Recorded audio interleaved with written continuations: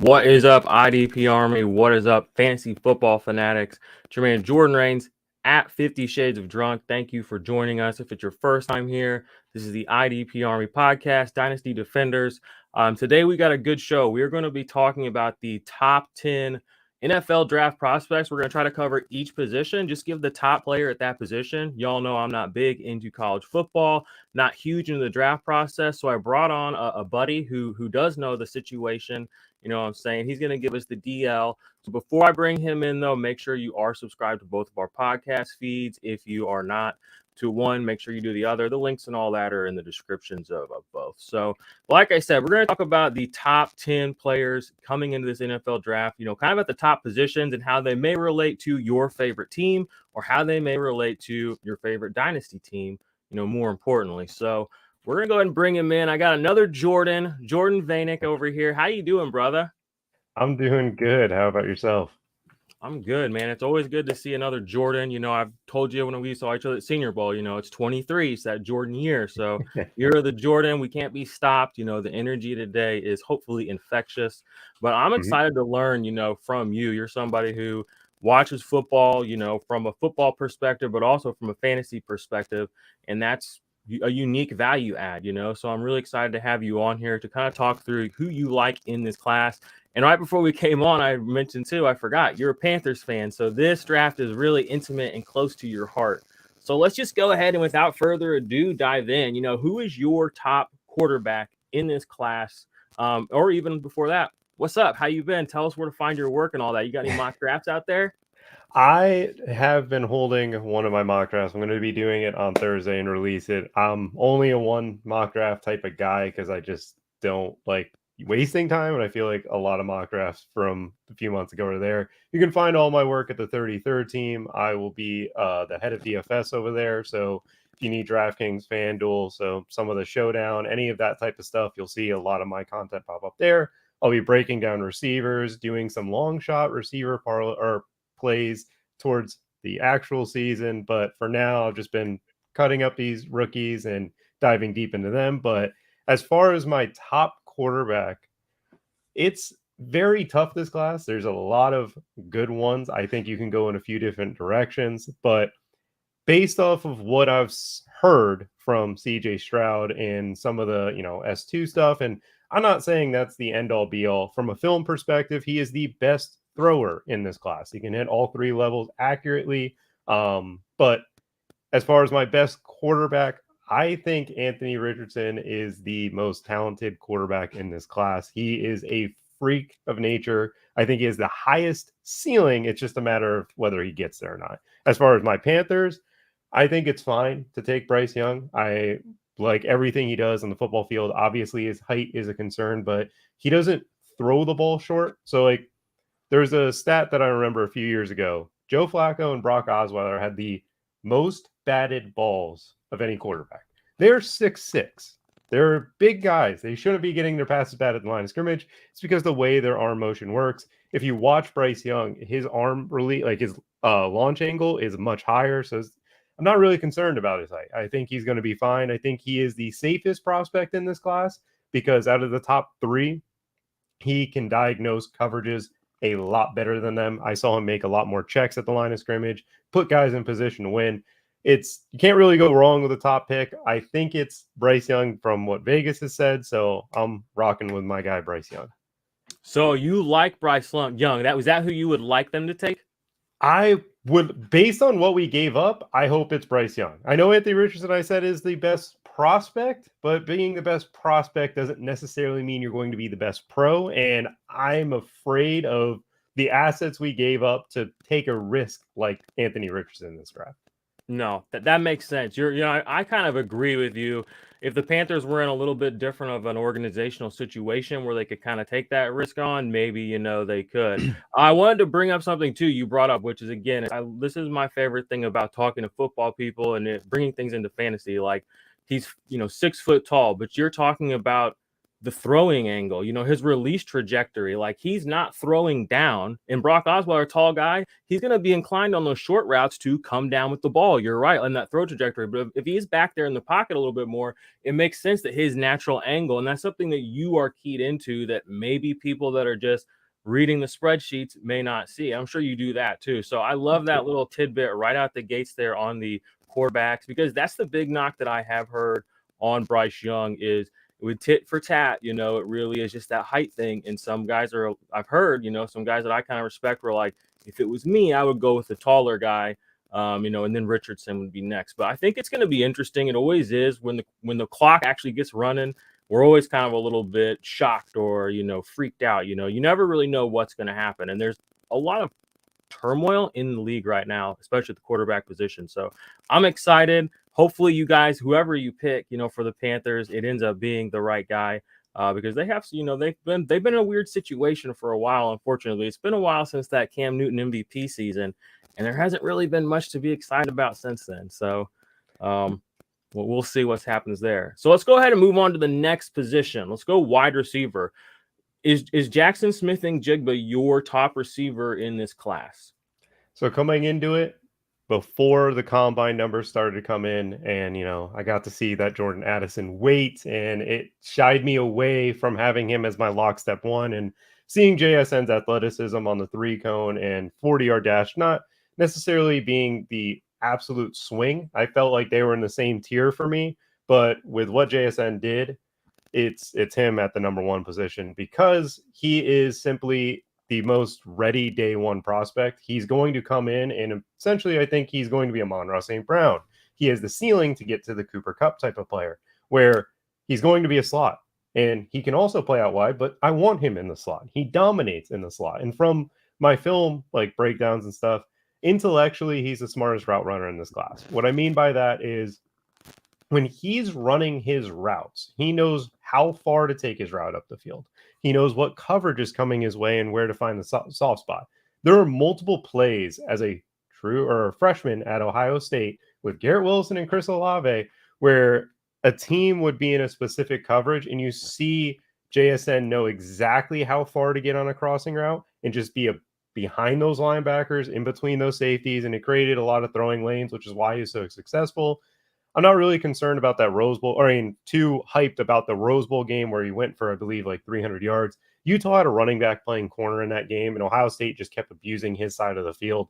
So overall, like JSN, I think day one is an immediate impact, and I think he's going to be a great pro immediately and possibly be another rookie receiver that ends up being a wide receiver one, depending on his landing spot.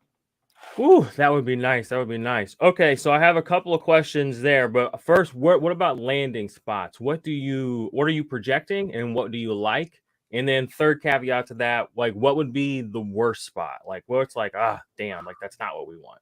I think he will land with the Texans. I think the Texans are going to go two best players available. I think at number 2, they're going to go Will Anderson. And then at their pick, I think they go JSN. I don't think they go quarterback in this draft based on how things shake out.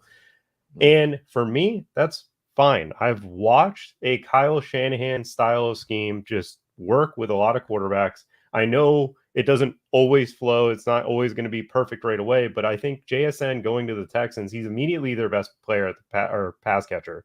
And I think that Davis Mills, he's not great. He's not a world beater at the quarterback position, but with a good scheme and just getting the ball to JSN, I think it'll work. And for fantasy, like, we only care about volume. We don't care about the win-loss record. We don't care about the overall, if he throws 40 touchdowns. I'm not projecting Davis Mills to be great. I'm projecting JSN to be great. And I think he'll have a high reception floor if he goes there. Another good landing spot would be the Packers, just because he would complement that receiving core extremely well. And the worst landing spot to me is Tennessee. I hope he does not end up there, because I just don't like what they do offensively. I don't like their quarterback position, and I want Treylon Burks to just be the only guy there. The only thing that I can find redeeming about Tennessee is Vrabel, and even he has gotten under my skin so much lately. I'm just like, I can't even root for your team to win anymore, my guy. So yeah, they've hurt my Chiefs a lot in the past, so I won't get too deep into it. But all right, so I feel like we're going to stick on this too long, but I do want to talk about this wide receiver, because you brought up a couple of names too: Jarvis Landry, Amon-Ra St. Brown, and then you said slot. that brought up to me, Adam Thielen, Stephon Diggs, and even Tyreek Hill at times were put into this kind of slot player narrative where we thought maybe that would hold them down. I know I saw Tyreek Hill do a lot of really special things out of the slot. I know I saw, we heard Justin Jefferson might be relegated to that kind of a situation. So it's interesting to me, like you said, I feel like we keep kind of putting these quiet caps on him, but I'm kind of getting a little excited about JSN. I feel like if his overall career upside is Landry, that worries me because Landry is more of like a consistent guy. But again, with that skill set thing that you were describing, with the finding the spots on the field, that reminded me again of Adam Thielen. That reminded me of Tyreek Hill. These guys who they find that 2 or 3 yard space where if they put their body there, there's 8 or 9 yards everywhere around them. And somehow they can just see it and they understand it. So that's one of these fascinating things that, and as a route runner, like you said, if you know where to go, you're going to get open, deep, wide, out, whatever it may be. So that's your top guy, you said, for the wide receiver position. Now, I did notice that I don't want to linger here too long, but I did notice that he wasn't necessarily always the top guy. There was another, was it Johnson? Quentin Johnston, was he the top guy for a little while? Or there was one other fella whose name it evades me? Jordan Addison was mine. I'm not a big Quentin Johnston fan Okay. personally. I did see a lot of people throughout the community talk highly of Quentin Johnston. I see a guy that makes a lot of contested drops. He's a quote unquote a bigger bodied receiver. I was supposed to be similar to DK Metcalf. He came in 6'2", and I think it was like 212 pounds, which is about 40 pounds lighter and 3 or 2 inches smaller than DK Metcalf. So it's like, I think he has a chance from a ceiling perspective to be like a Roddy White at the next level, but that's going to be a lot of refining in a lot of areas that he's going to have to do. I think Quentin Johnston is more of a project than people are really going for. And I think a landing spot needs to be with a staff that's going to be there for multiple years and a receivers coach that's going to work with him. I think if he can find his way into, or if he can go in the second round to a team like the New York Giants, that would be a very good landing spot for what he would be asked to do right away and developmental, because I think Dable will be there for a long time. Nice. All right. Well, thank you. I appreciate that insight on those guys. I'm literally just now starting to kind of compile my research. I got these rookie drafts coming up. I'm probably going to be drafting a lot of Jonathan Mingo, but we won't get into the weeds on old Mingo right now. But let's go ahead and talk running back, and let's just forego the Bijan Robinson conversation. That's not my world. I'll never have him on any of my fantasy teams for the next 2-3 years, so I don't really care. And we all know he's the top guy. So talk to me about these next guys. So for me in my head, from what I've kind of seen, it's Jahmyr Gibbs, and then it's Charbonnet, or is it Cabernet? I think it's Charbonnet. Charbonnet. Okay, I did service industry, pouring those Cabernets in the afternoon for the ladies. All right. So which one of those guys is your two?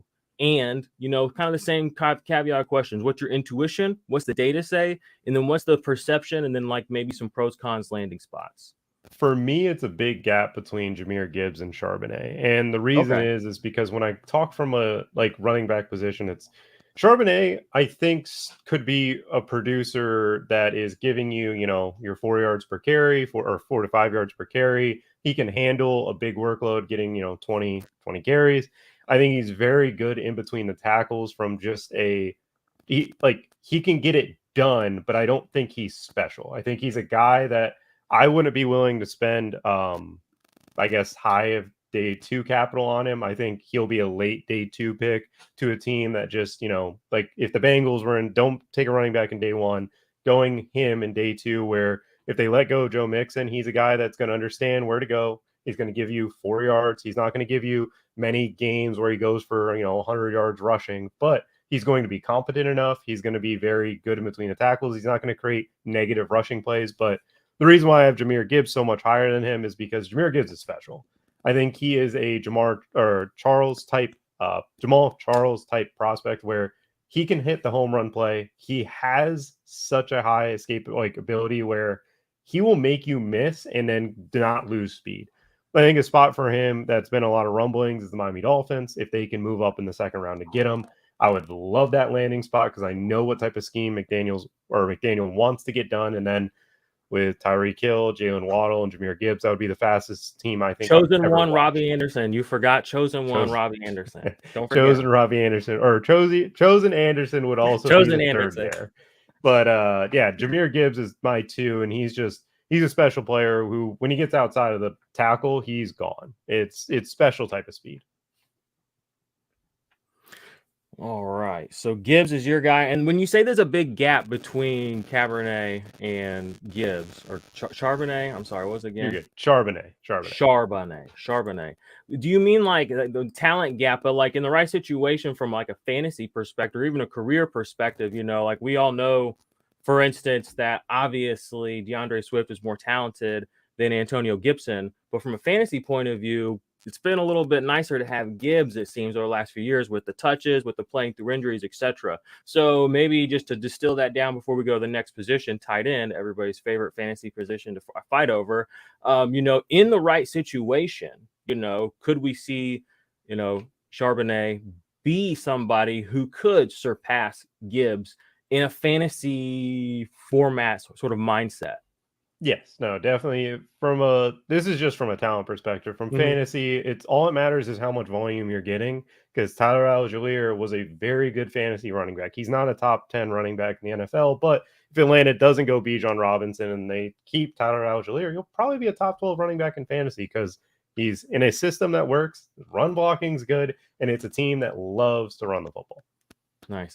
All right. Well, I wasn't going to do this because it's kind of mean, but I'm Jordan. He's Jordan. The guy leaving the comments, his name's Jordan. So you're getting a shout, my guy.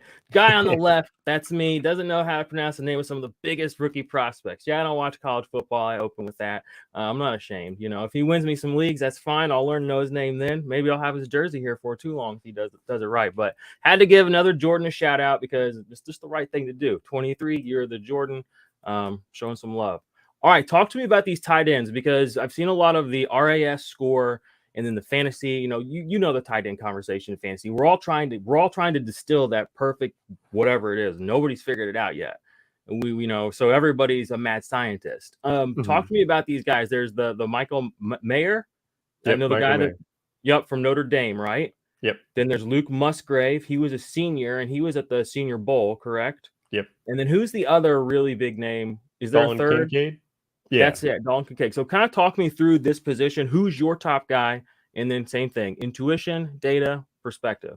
From a fantasy perspective, it's Dalton Kincaid, and it's not really close because you want your tight end to be able to play the slot. And the reality is Dalton Kincaid is the best receiving tight end in this draft.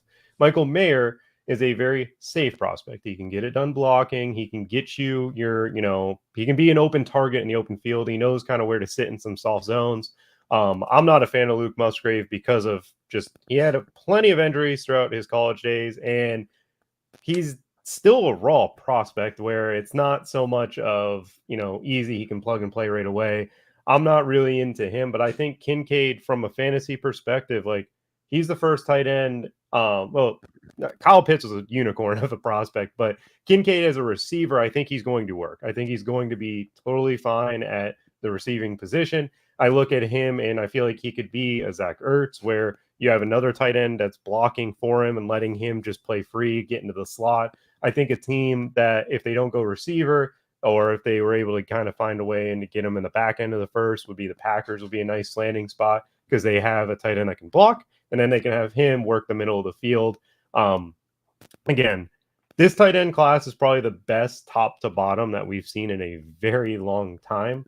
Whether they develop into being these guys that we see with Travis Kelce is another statement. Again, Travis Kelce is freaky, but Kincaid as a receiver, I think could develop into that role if he's put in the right spot and given a situation where you see Kelce gets to work the middle of the field. If they have a really good slot receiver, that's not going to be the case. Like he's going to have some battles early on, but towards the end, once we get year 3, year 4, I think he could develop into a guy that can handle 100 targets, be able to get some real tight end production at the fantasy. Nice. All right, so Dalton Kincaid, that's the fantasy name to keep in mind. So you don't like Luke Musgrave. Now, again, I see the talks on Twitter. The talk on Twitter is, he's like the most athletic tight end, RAS like 9 something.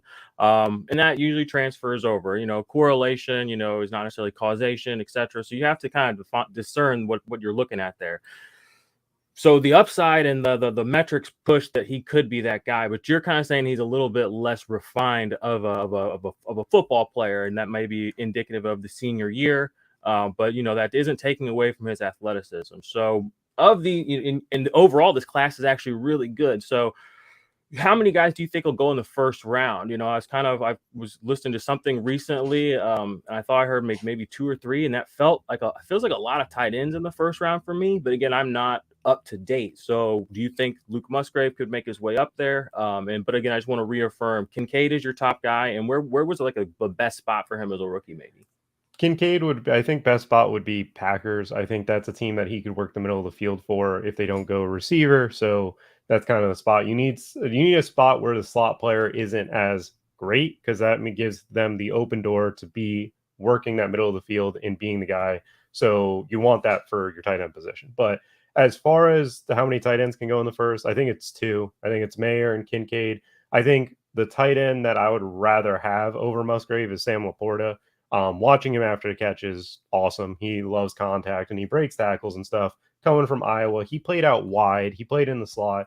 I think a spot for him would be like the Miami Dolphins. So Packers, maybe Miami Dolphins are another team where I know they have Tyreek Hill and Jalen Waddle that work the middle of the field, but I know Mike McDaniel, and having that tight end where it can actually be utilized as a safety net, because a lot of people thought Mike Gesicki was going to be good because this guy coached George Kittle, but Gesicki doesn't get separation. I think Sam Laporta and some of the other tight ends would be that type of dude.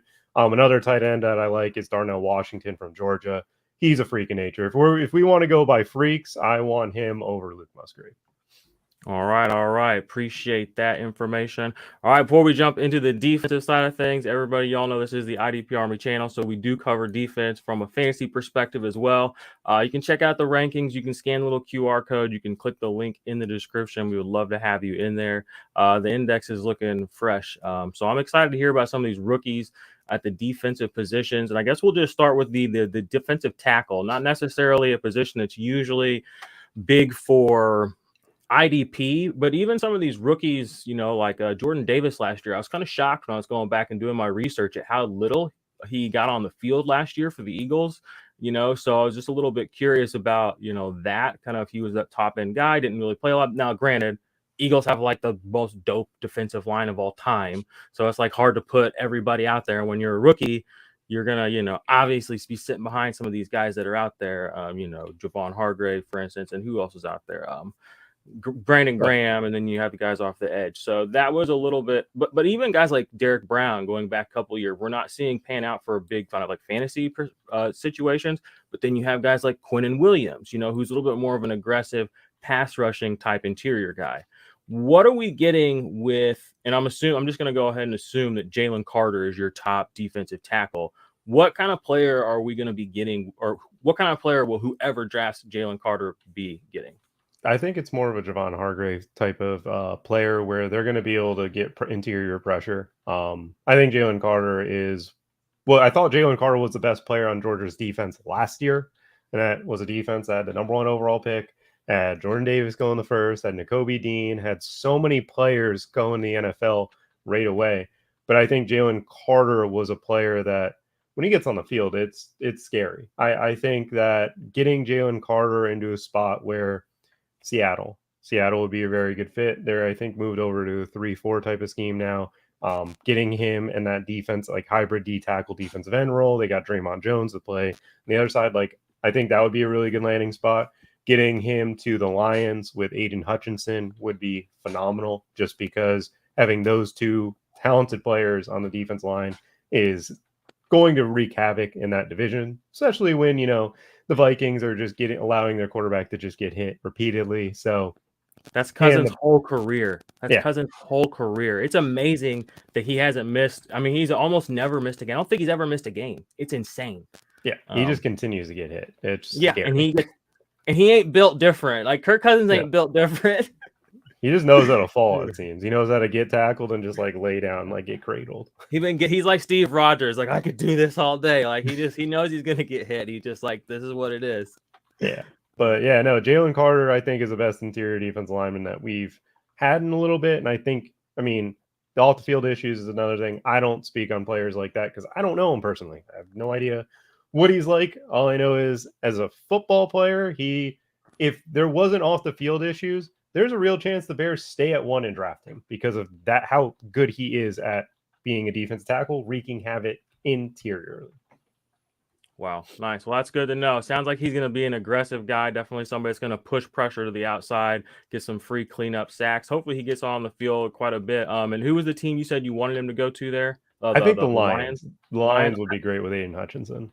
I love that. I love what the Lions are doing. The Lions are, I mean, they're kind of, everybody's like, they're my Lions now, but that's kind of been like the joke for a while. But it's like, yeah. I mean, if you don't like the Lions, I got questions for you. Like, what's wrong with you?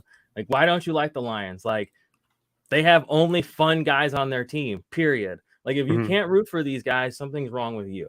So, and putting Jalen Carter on that team, and again, getting a, kind of a gift, maybe drop because of these off-field issues. And just to speak to that, to not speak to it, everyone who watches knows life. Sometimes things happen. You're just in a place and a thing happens and it's just like, oh my gosh, what I mean? Like, that's life. We're not going to hold that, this is still his life. He's got to go through the draft process. He's played football for Georgia and he's going to keep living no matter what. So, we'll hold any sort of judgment from that. Just it is what it is. This is life, guys. All right, so let's talk about the defensive end position. I know we have a few cool names coming off the edge, not necessarily like a monster like talent wise class from what I'm kind of understanding, but it seems like there's a kind of a pretty good grouping here of guys. You're going to be able to get somebody and probably get some production out of them. What can you tell me about the defensive ends, or I guess outside linebackers, depending on where they end up going? Who do you like? Who's your top guy? And then who's maybe fighting right behind him? Will Anderson. Will Anderson is a complete prospect. I think he could play the defensive end role. He could be the 3-4 outside linebacker. I think day one, you're getting a Von Miller, Aldon Smith type of player where he's going to be immediately producing. That final year at Alabama, he got moved more interior than he was previously, and it hurt his tackles for loss and sacks. But if you just look at his 2021 film, or I believe, 2022 film, sorry, phenomenal. Will Anderson was one of the best or a Heisman candidate. He was someone that was getting after quarterback repeatedly. He was someone that was creating tackle for loss. I loved Will Anderson. I thought he was the best Alabama defensive lineman that I have ever watched. And I am a huge Alabama fan. I've watched plenty of Alabama players throughout the years. Teron Payne. You've got what you call it? You got Jonathan Allen. Yeah, or Courtney Upshaw. Like, I've watched years of Alabama football, and Will Anderson is the best prospect that we've put out from that position, which is why I think he'll go number 2 overall to the Houston Texans. And Lovie Smith will get a guy that he could use similar to what Bosa was like, where he's going to get him isolated as much as possible, allow him to use his speed off the edge, allow him to be playing one-on-one with tackles, and be able to get some huge sack production. I think Will Anderson is the best edge. I don't have a guy fighting necessarily close to him, but if I had to say the number 2, it's Tyree Wilson from Texas Tech. He's a freak. He has longer arms than, I believe, LeBron James. He's someone that is just a specimen at the defensive or edge position. Very raw, doesn't use his hands very well yet. And I think he's a guy that, like, getting him to Seattle, getting him in a spot where I know the coaching staff's going to be there for a little while. I know they're going to be working with him. It's going to take some time, but if he picks it up quick, then you're getting a guy that's the specimen, but now he can play football at a high level. That's some scary stuff. Nice. Yeah, I'm looking at his sports reference page. I mean, you were aligned tackles for loss is what I always like to look at too. 31 tackles for loss in the SEC in 2021. I mean, that's not human, y'all. Yep. That's not normal stuff. No. For people that don't look at tackle for loss numbers. And then this year he comes back, has 17. I mean, I saw 17 first, and I was like, damn, that's a lot. And then I look up the year before, I was like, oh, I almost fell on my chair over here. So, like you said, he is a disruptor. He is making plays behind the line of scrimmage. Using his hands. The great thing is, these guys are still prospects. Their books are still being written. He's, like you said, a good coach is going to get their hands on him, and he's going to get those hands. He's going to add that to his repertoire. 3 pass deflections a couple of years ago too, 1 this year. I love guys that are defensive ends that are willing to throw their arms up, bat those passes down. Hopefully somebody around them snatches it out of the sky. If nothing else, I mean, it's almost as good as a tackle for loss. They're not going forward at all. So I like to see things like that. And, do you think Will Anderson is going to be a dynamic kind of player? I asked who did I ask? The guy from Army. Who was the defensive end from Army that just kind of fell a little bit? Carter? Oh, yeah, Jalen I forgot. Carter? Yeah, I know who you're talking about. I think it's Jalen. Is it Jalen Carter? I think it's Jalen Carter. I asked him at the Senior Bowl, what do you think about? And I asked Isaiah Foskey. Andre Carter. Andre Carter. Well, the other Jordan's going to come attack me in the comments now.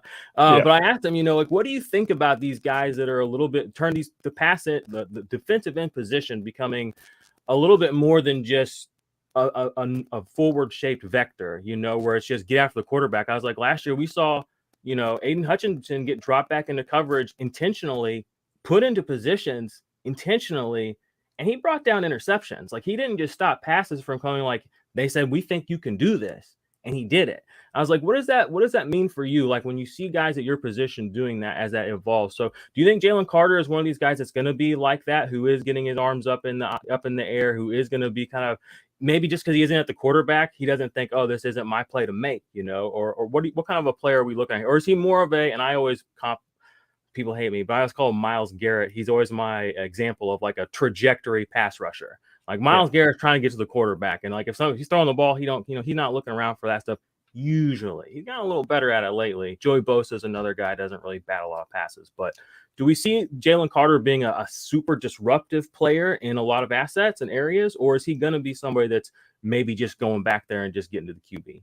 Oh, sorry, you mean Will Anderson, correct? Will Anderson, yes, I'm sorry. You're good. Will Anderson, yes, he can drop into coverage. He did that at Alabama. He didn't do it frequently because obviously you want him rushing the edge, but he is an athletic specimen to be able to do that. At the next level, I'm not sure he should be used like that. I feel like Aiden Hutchinson got that because also the linebackers behind him weren't exactly the best in coverage in Detroit. But if he gets into a spot where, I mean, situationally, you can definitely use that. I think he is able to adapt that way, but I wouldn't put that unless, the Texans might be a spot where he would use some of that. But I also think Lovie Smith might just put him in the Bosa role and be like, hey, you're coming after the passer. That's totally fine. And it's just something, as an IDP person, it's like I look at defensive players a lot, and there's not a lot of guys I can really bounce ideas like this off of. So you'll see these guys, and we have production profiles in the index. And so I'll see a guy whose production profile, year over year, he might have in 6 years, he might have 2 forced fumbles. So I'm like, okay, like this guy, even though he's played 6,000 snaps, he's really not attacking it. Then you might find somebody that's like that only has like an interception. Well, then you'll go to another guy like a Logan Wilson. Dude has like 5 or 6 or 7 interceptions. You know what I mean? It's just like and he only has like 5 or 6 or 7 pass deflections. So every time he gets around the ball, he's actually really sort of intensely making these plays. I start to notice these things. So it's kind of why I brought it up, because I just wanted to kind of get your idea on what kind of pass rusher we're going to get out of Anderson. But like you said, I think a lot of it has to do with coaching and situations too. If a coach thinks the guy can do that and he's like, maybe we're going to trick somebody into this. And that's the thing. That's what makes these quarterbacks throw these picks to TJ Watt, to Aiden Hutchinson. They're like, oh, what a dummy. This will be easy. And it's just like, nah, like you took the bait, you know what I'm saying? Hook, line, and sinker. So Will Anderson, your favorite edge prospect in this class. Spent a little time there. Let's go ahead and move to the linebacker position. This is usually the spot IDP people make their hay in. This is another position that I love looking at production profiles. Are we getting a guy like Tremaine Edmonds, who's going to make all of his signed plays, but not really blow up many games? Or are we going to get a guy like Roquan Smith, who's going to, send people to the hospital and have like 4 tackles for loss in a game? Like, so who are we looking at in this class as our top guy? And who do you like? And what are your thoughts on him? So this one is one that I bounced the idea off of somebody else. This is also something that this is a position that I haven't looked intently on as a Panthers fan, and also just not my forte, but basically, the guy that you want to know is Jack Campbell from Iowa. And I do remember watching Iowa in general and them making plays all over the place, and him in particular making a ton of plays. He's a guy that can get over 100 tackles. He's someone that he's not athletically gifted to be an elite prospect. I think he's going to be a day 2 type of guy, but we're seeing linebackers get asked to drop back in coverage. We're seeing them being asked to play a lot of that Tampa 2 that we saw from Lovie Smith early in the early 2000s. That gave Mike Martz a little bit of trouble. And Jack Campbell can do that. He can drop in coverage. He's very instinctual. The Iowa defense has a lot of guys from this in particular class that will be making an impact. And I think he is going to be one of them. The linebacker position, I don't think has an elite prospect. I don't think there's a single guy that should be going in the first round from that position, but I think we see a lot of day 2 guys, and this is a guy that hopefully finds his way to Buffalo. Honestly, I mean, they lost Tremaine Edmonds, and they need someone that can do these types of things. And he's a high machine at tackling. He's had over 100 tackles back-to-back seasons. He's used to that gritty football in the Big Ten, and I think he's just going to be an immediate impact player, but just not an elite linebacker. No, and I think you nailed it on the head, with this class overall, that the taste in the mouth, and this isn't to knock the linebackers, but it's just we saw the free agency period. It was like linebacker centric. I mean, there was so many, I don't know if you guys, but we're keyed in, as IDP people, we saw so many guys jumping teams, all through the sort of that spot there. And we saw the prices of linebackers vary a lot. TJ Edwards gets this much, Tremaine Edmonds gets that much, so-and-so moves here. So a lot of cheap deals, a lot of replaceable linebacker play kind of being moved around. Cole Holcomb, my guy for my Steelers. You want to talk about some shitty-ass linebacker play. Steelers got a lot of things going for them, but linebackers ain't one. It hasn't been for a minute, most unfortunately. Even Devin White kind of wants out. We're seeing, and his skill set is he's an old school linebacker. He's more of a behind the line scrimmage guy. He's not really doing much in coverage. Actually, I've seen so many highlight plays of people making these insane, awesome catches. And in the background, it's like Devin White just like, sort of falling all over the place. The David Njoku catch this last year, like the best one ever. Like Devin White just falling all over his face. It's some pretty funny stuff. Shout out to Devin White. He's got me blocked on Twitter. I don't know why he did that. That's from back in the day. I think I said Devin Bush was better. But I'm a Steelers fan. Give me a break, my guy. Give me a break. All right, Jack Campbell's who we have in our rookie linebacker rankings as a top guy as well. So looks like we're doing lockstep there. Let's talk about the defensive back position. Who's your top corner? Who's your top safety? We're about 35 minutes in. And I had a couple of questions maybe about some defensive scheme stuff because I've been listening to you. You've been doing stuff on that. So if we've got time, I want to touch on that as well. But who are your top corners, safeties in this class? So my number 1 corner is Christian Gonzalez from a coverage perspective. I think he's he's an athletic specimen. He is a lockstep with a lot of these corners or receivers. And then I think if you want to add in run tackling and being a thumper, Witherspoon from Illinois is phenomenal at that. Like he lays the wood when he's tackling on screens. I think he's more in your face type of corner, while Christian Gonzalez, I think from a technical point of view, will be phenomenal in terms of coverage. I think those two are the clear 1 and 2. This cornerback class is phenomenal. I think we might see 7 go in the first. Like, I think this is a class that has all the talent. I don't think it's as top heavy as last year's class. I think Sauce and Stingley are better prospects right away. But I think after Sauce and Stingley, I think this class has 7-8 of the next best guys. And that class had Tariq Woolen. That class had some of the better corners that were late in the draft. So Gonzalez and Witherspoon are my top 2. And then for safeties, it's clearly Brian Branch from Alabama. Obviously, maybe a little biased with the Alabama side of things, but Brian Branch does it all. He can play the slot. He can play quarters. He can play halves. He can play just single high and be the only guy back there.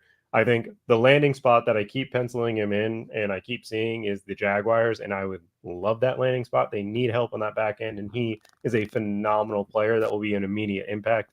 He's not quite Tyrann Mathieu, but I think you can move him around like that chess piece where he can do a lot of things from coming down into the box, being outside the box, playing the slot, playing out wide.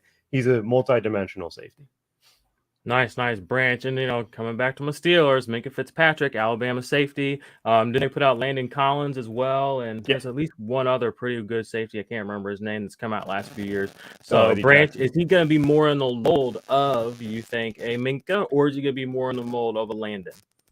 I think he'd be more in the mold of Minkah, where he can play multiple positions. I think he's going to be immediately used that way, and he should be. I think a team will get a safety position is kind of hard to be. Well, it doesn't get drafted. It's not a premium position anymore. But I think he gets drafted in the same range that Kyle Hamilton was drafted. And I think he makes more of an impact right away than Hamilton made in his time in Baltimore. Really? So you think he's still probably going to be a first-round guy?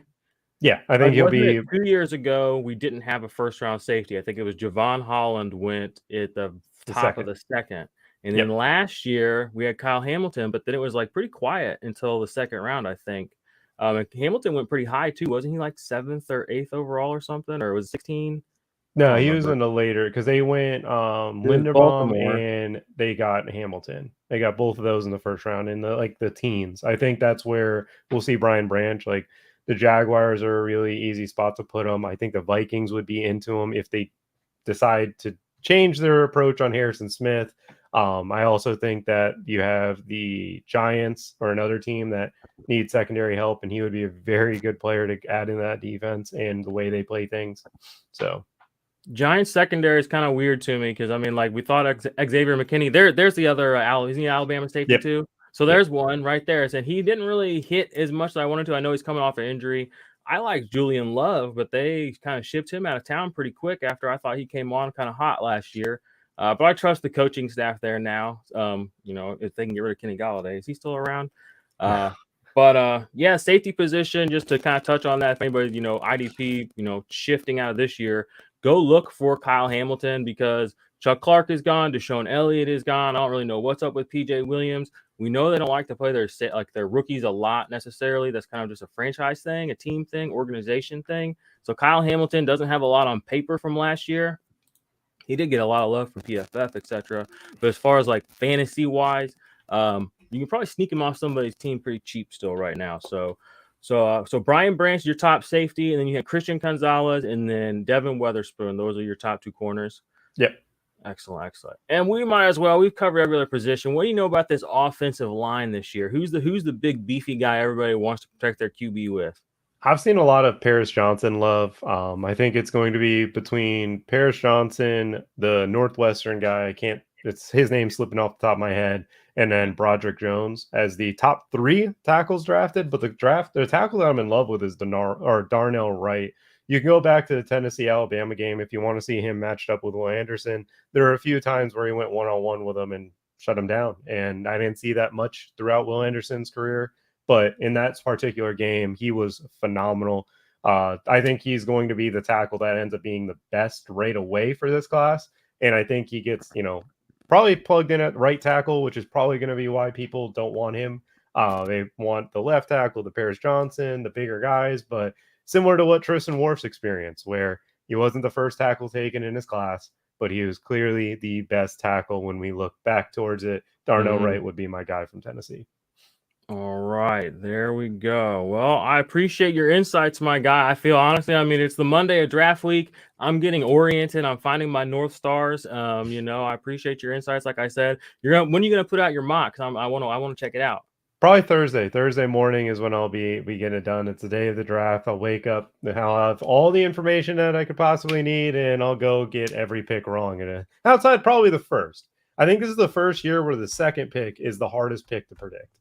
And it's fun. I like it. It's fun. It's one of those things where you really start to understand like the narratives do play a big role in everything, because the information, the data hasn't really changed since the combine, but No. You hear rumblings, you hear whispering, and you start to see, solidifying opinions. You find this information and the information's out there, but maybe not everybody's seen it. So that's kind of where this is we're all organizing our information, we're sharing our information with each other, kind of learning from each other and all that. So we have a few more minutes. Again, I appreciate you taking the time. So I wanted to pull up a few kind of just random draft-ish type questions now. Actually, before that, since I have you here, I want to talk about some defensive scheme stuff. So I know you and Hilo, right? Hilo. I thought it was Hilo too. Bro. Man, I'm so bad with pronunciations. Jeez Louise. Talk to me a little bit about defensive schemes, and that's kind of a broad thing, right? So I wrote down Tampa 2 here, and I put a question mark and I circle that.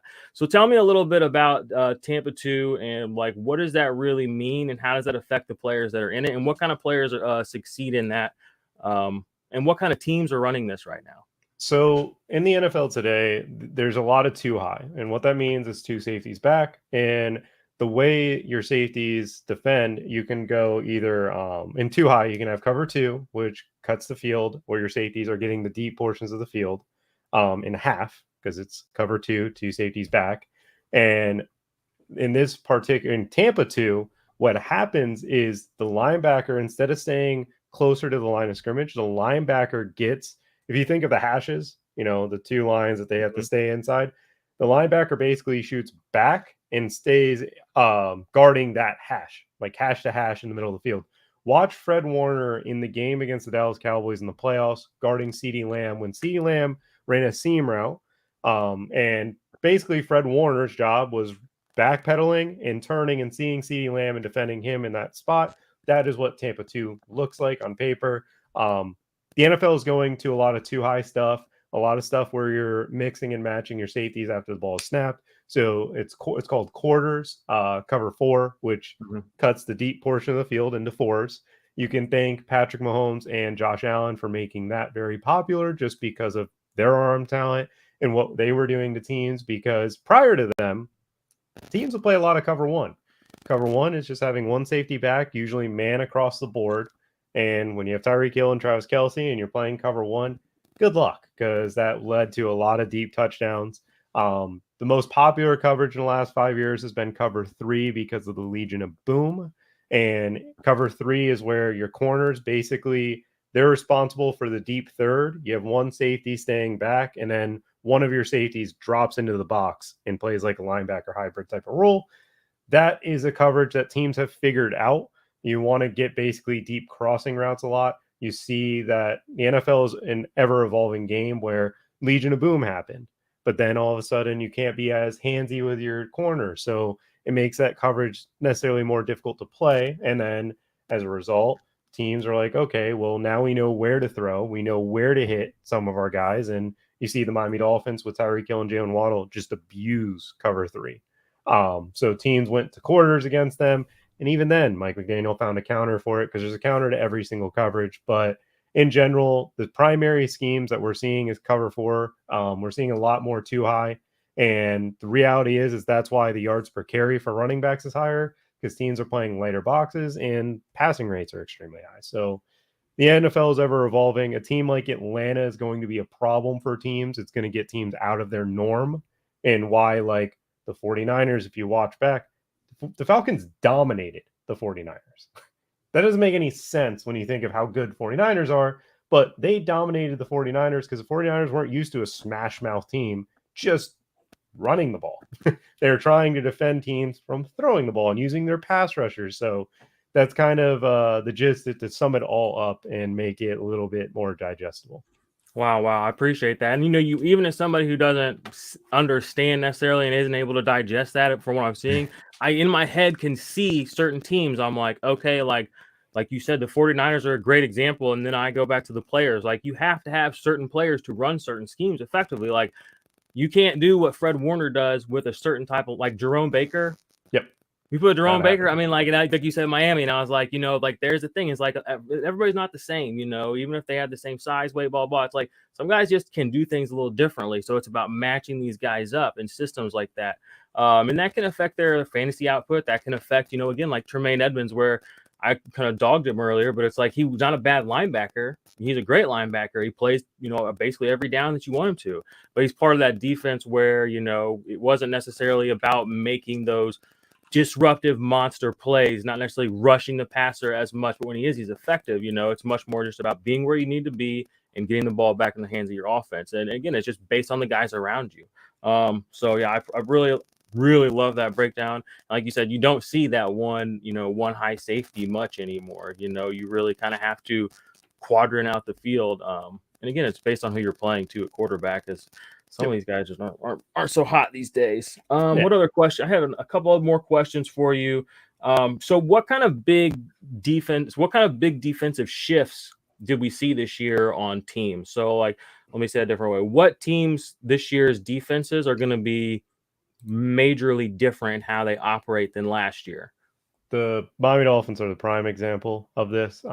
You go from Boyer / Flores style of play, where coming downhill, we're blitzing, we're playing cover 0, we are going to put our corners in very bad positions and try to win off of it, to Vic Fangio, who doesn't blitz. He wants to get his pressure by rushing 4.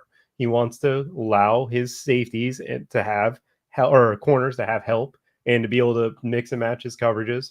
He's also talked about creating a coverage that doesn't exist currently. I'm excited to see it. I don't know what that necessarily means quite yet because I have Let's go, no baby. idea where you can go. But he's spent a year away from football and has been in the lab just watching and learning certain things. Vic Fangio is one of the pioneers of just being a great defensive coordinator, and I'm excited to see Jalen Ramsey, Xavier Howard, and what he can do because I think it's going to be a hybrid version of what we see from cover 3. And I think he's going to be mixing and matching, like throwing Jalen Ramsey in the slot, throwing Xavier in the slot, keeping them in weird positions where the middle of the field is where everybody's going in the NFL. So you got to find a way to take it away. So I think that's going to be his goal of whatever coverage he's running. So that's interesting. Another team, the Vikings, last year they were arguably the worst defense in the NFL. It was painful to watch how they defended receivers.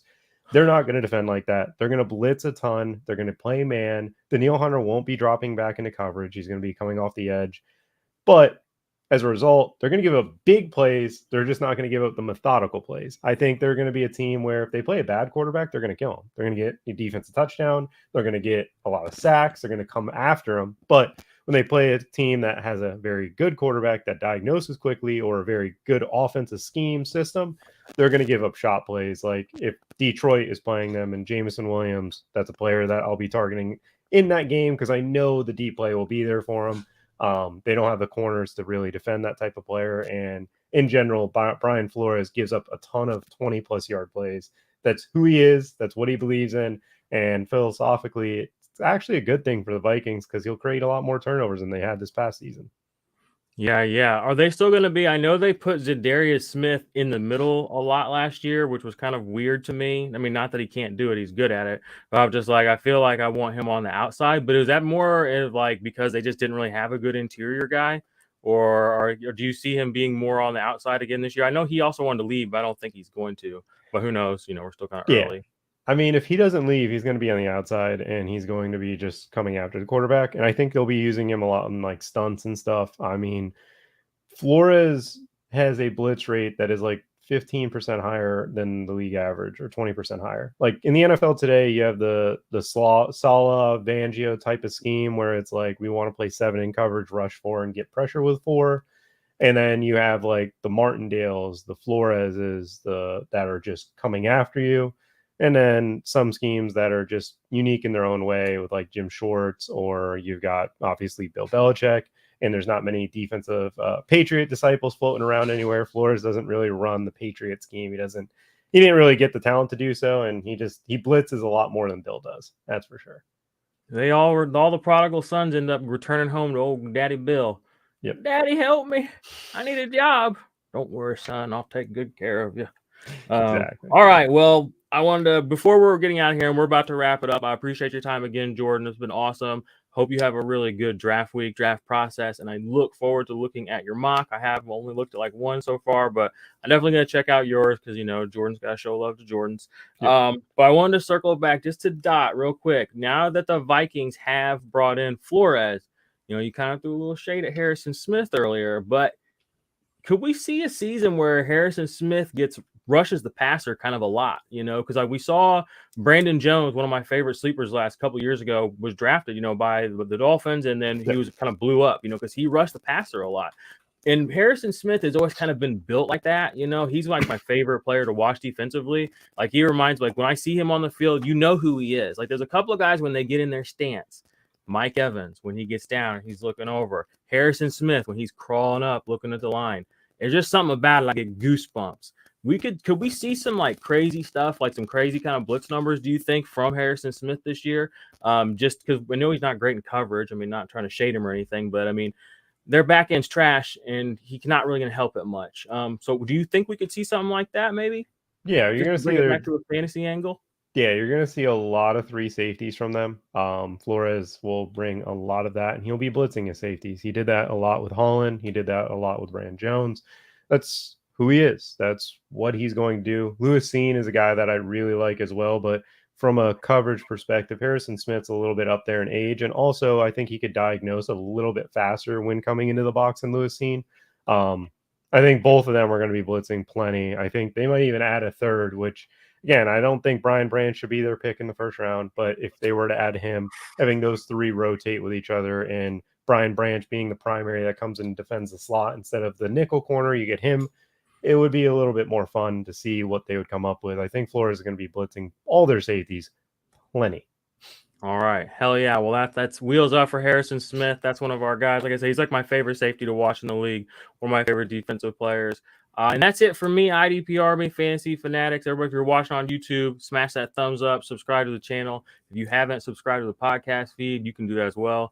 Run over to Patreon and you can get the rankings, join the Discord, all that fun stuff. Be sure you follow my man Jordan here, read his work. I'll be sure to retweet out his mock draft for y'all so we can all kind of bathe in the glory of one last mock draft together before we get to the real deal. And yeah, any final words before we say adieu to the people? No, I appreciate, having me on and stuff. You can find all my work at the33team.com. Jordan Vanek DFS on Twitter. It's it'll be Tuesdays and Thursdays. You will see the Cover 5 show that I will be doing with Hilo. We got some big things in store there, a lot of talk on defensive schemes. And once we actually have the draft wrapped up, we'll be able to provide a little bit more in depth of who we think is going to be improving as a defense and who do we think will be attacking early on in the season. Nice. Yeah, I can't endorse that enough. Like, you guys know me, I don't consume a lot of content. I try to consume stuff that gives me a unique perspective. Have definitely been diving into the defensive schemes with Hilo and Jordan here, and it's been eye-opening, and it's something else to add to my tool belt as I keep bringing the IDP fantasy stuff to the forefront. So that's all from me, y'all. Until next week, or until later this week, I guess. Stay good, stay out of trouble, and yeah. Peace out.